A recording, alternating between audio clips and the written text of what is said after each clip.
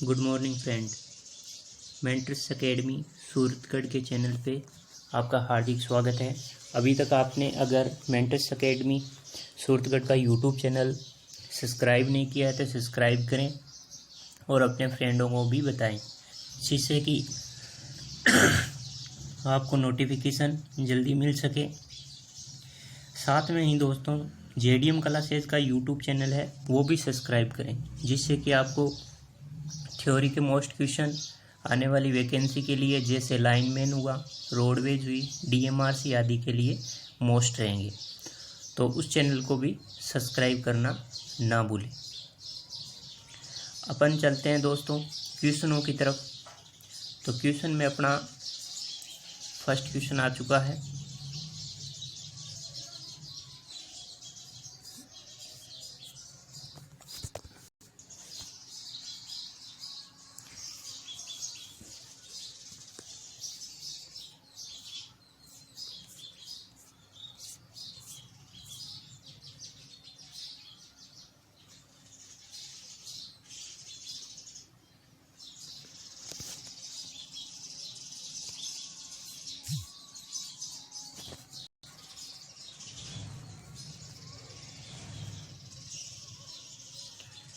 तो अपना जो फर्स्ट क्वेश्चन आपको दिखाई दे रहा है कि एक 4 पोल 4 फेज मशीन की सिंक्रोनस चाल क्या होगी।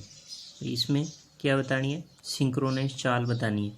तो सिंक्रोनस चाल के लिए दोस्तों सूत्र क्या होता है आप सभी जानते होंगे।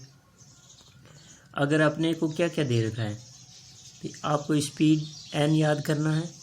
n याद करना है तो आपके पास में क्या होना चाहिए, एक तो f होना चाहिए, ठीक है, और f इंटू 120 और बट्टे में क्या होता है p का मतलब क्या होता है फ्रेंड, पोलों की संख्या। f का मतलब होता है फ्रीक्वेंसी। अगर यहाँ पे अपन फ्रीक्वेंसी रखते हैं, जैसे कि अपने पास में फ्रीक्वेंसी कितनी है 50 और साथ में 120 p कितना है 4, तो इसे अगर अपन काटते हैं तो ये 30 हो गया और ये हो गया 15। तो इसका मतलब आंसर क्या होगा आपका, बी आंसर एकदम राइट होगा। ये तो अपने पास में जब सूत्र हो, ठीक है। कौन सा इसमें सूत्र लगेगा, सूत्र लगेगा F इंटू 120 बट्टे में P, ठीक है। अब देखो अगर अपने को F याद करना हो तो ये क्या होगा, यहाँ क्या हो जाएगा, चेंज हो जाएगा। इस टाइप में यहाँ आ जाएगा P और N बट्टे में 120, ये नीचे आ जाएगा फिर, ठीक है, गुणज में आ जाएगा। इसके कैसे होगा, जैसे कि आपको ये ध्यान में रखना है, P N बट्टे में 120। अगर आपको क्या दे रखी हो, फ्रीक्वेंसी पूछ रखी हो, तो ये सूत्र लगेगा, ठीक है। तो पहला क्वेश्चन आपके समझ में आ गया होगा। नेक्स्ट क्वेश्चन की तरफ चलते हैं। नेक्स्ट क्वेश्चन है SCR का कंट्रोल एलिमेंट है। तो कंट्रोल एलिमेंट क्या होता है, एनोड, कैथोड और गेट या इनपुट वोल्टेज। तो दोस्तों एनोड, कैथोड और गेट तीनों भाग होते हैं इसके, बट इसका आंसर क्या होगा, आंसर होगा गेट। देखो SCR की फुल फॉर्म क्या होती है, पहले तो SCR की फुल फॉर्म पूछ सकते हैं। SCR में 3 चीज़ पूछ सकते हैं। देखो S का भी फुल फॉर्म पूछ सकते हैं, C का भी पूछ सकते हैं और R का भी पूछ सकते हैं। तो सिलिकॉन कंट्रोल्ड रेक्टिफायर क्या होता है, सिलिकॉन कंट्रोल्ड रेक्टिफायर। तो इसे कंट्रोल करने वाली कौन सी युक्ति होती है, गेट होती है। दूसरी बात सबसे मोस्ट एंड इम्पोर्टेंट इसके लिए ये होता है कि ये DC की जो मोटरें होती है उनकी गति नियंत्रण के लिए यूज़ किया जाता है। जो DC की मोटरें होती है उनकी गति नियंत्रण के लिए क्या लिया जाता है, SCR का प्रयोग किया जाता है। ये आपको ध्यान रखना है। विशेष 3 इसके टर्मिनल 3 होते हैं, एक तो कैथोड होता है, एनोड होता है और गेट होता है। नेक्स्ट क्वेश्चन की तरफ चलते हैं प्यारे बच्चों। नेक्स्ट क्वेश्चन एक संपूर्ण कैपेसिटिव सर्किट का पावर फैक्टर होता है। देखो कैपेसिटिव परिपथ पूछा है, ठीक है।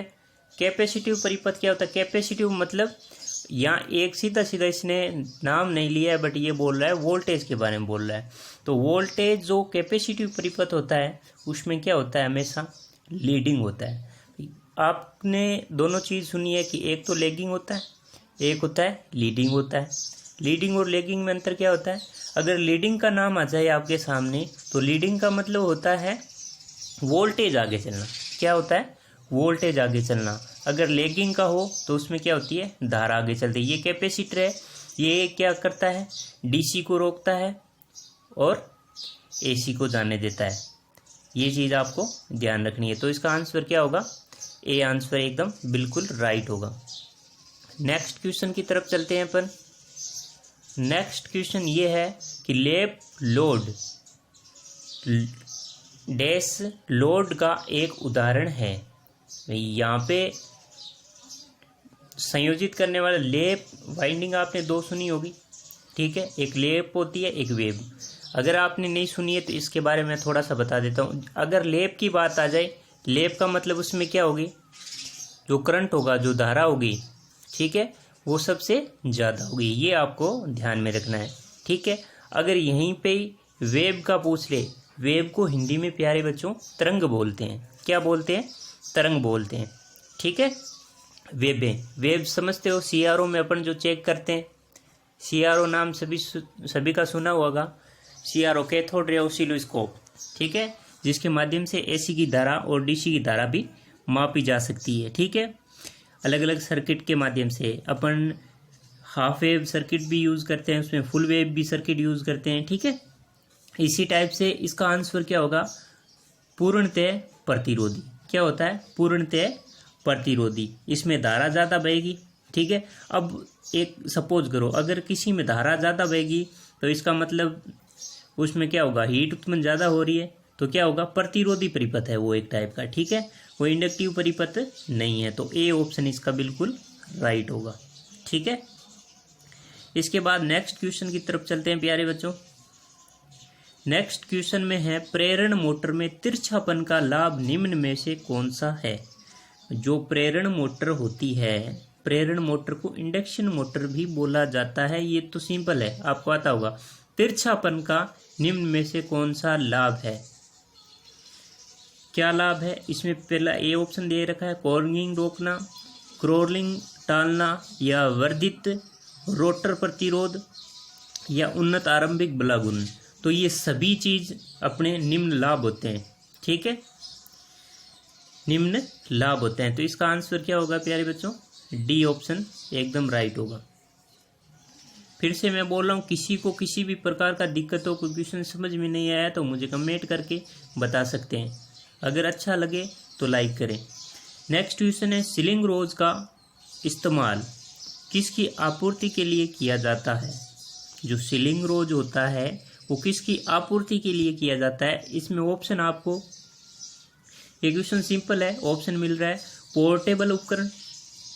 पोर्टेबल उपकरण कौन सा होता है भाई, अपन कहीं भी उसे ले जा सकते हैं, वो पोर्टेबल होता है। जैसे लैपटॉप हो गया आपका, ठीक है, तो उसे कहीं भी ले जा सकते हैं, तो उसमें सीलिंग रोज का तो कोई मतलब ही नहीं है। उसके बाद में 200 वाट का हीटर, भाई हीटर है, हीटर को तो कहीं ले जाके सेट कर सकते हैं। विद्युत इस्त्री है, उसे भी कहीं ले जाके सेट करते हैं। एक ही आंसर बचता है, प्रदीप्ति लैंप। जो लैंप है उसे सीलिंग रोज के माध्यम से ही लगाया जाता है। तो इसका प्यारे बच्चों आंसर क्या होगा, बी आंसर एकदम राइट होगा, ठीक है। न पोर्टेबल उपकरण होगा, न 200 वाट का हीटर होगा, न ही बिजली की इस्त्री होगी।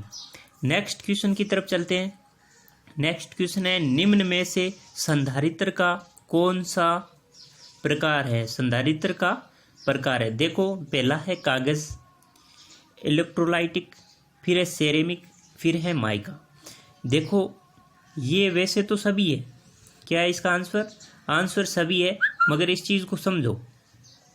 इस चीज़ को कैसे समझोगे आप, इस चीज़ को ऐसे समझना है, माइका है वो रेडियो वगैरह में यूज़ होता है, सेरेमिक वाला भी होता है, इलेक्ट्रोलाइट, और ये कागज़ वाला, ये दोनों ही अपने किस में, ये फैन होता है, फैन में यूज़ किया जाता है। तो ये आपको ध्यान रखना है। ये क्वेश्चन जो मैं पढ़ा रहा हूँ अभी, वो सभी क्वेश्चन आए हुए हैं, किस में आए हुए हैं, बिजली बोर्ड में आए हुए हैं, और मैं ऐसे ही आपको मोस्ट क्वेश्चन छांट के देता रहूँगा। सिंपली क्वेश्चन आते हैं, कोई टफ नहीं आता है। नेक्स्ट क्वेश्चन की तरफ चलें।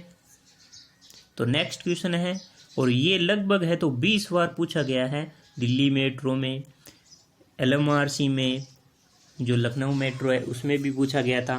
सिंपल क्वेश्चन है, और इस क्वेश्चन पे कईयों को संदेह भी था कि सर हमारा गलत हो गया था।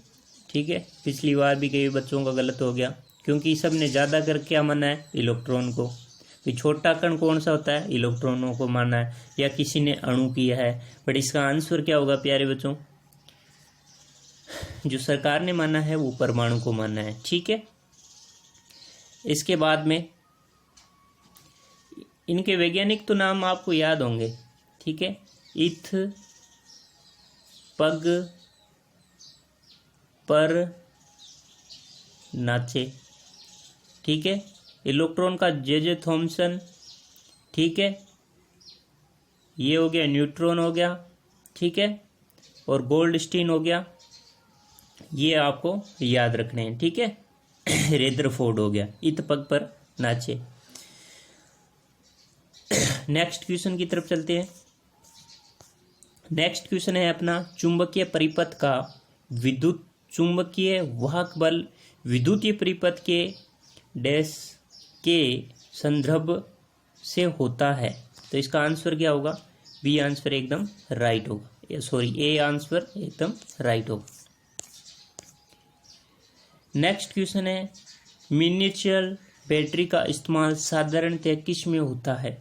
जो मिनिएचर छोटी बैटरी होती है डीसी की, उसका प्रयोग किस में होता है। छोटी बैटरी है तो सिंपल सी बात है, दो में ही हो सकती है, या तो ऑटोमोबाइल में या इलेक्ट्रिकल घड़ी में। ठीक है, तो इसका आंसर क्या होगा प्यारे बच्चों, आंसर होगा ए इलेक्ट्रिकल घड़ी। हवाई जहाज तो मत कर देना कोई।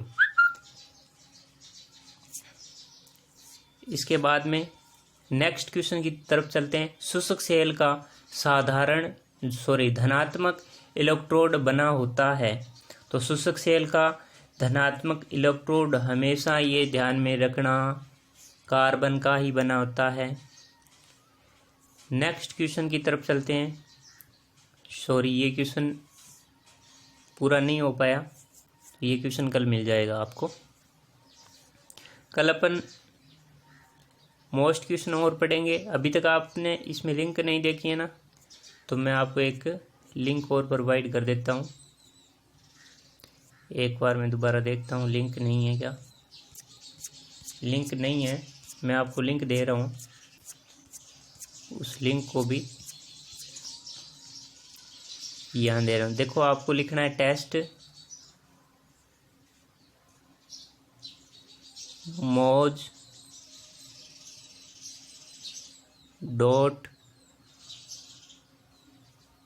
.com, फिर ऐसे स्लैश लगाना है, फिर लिखना है चॉइस,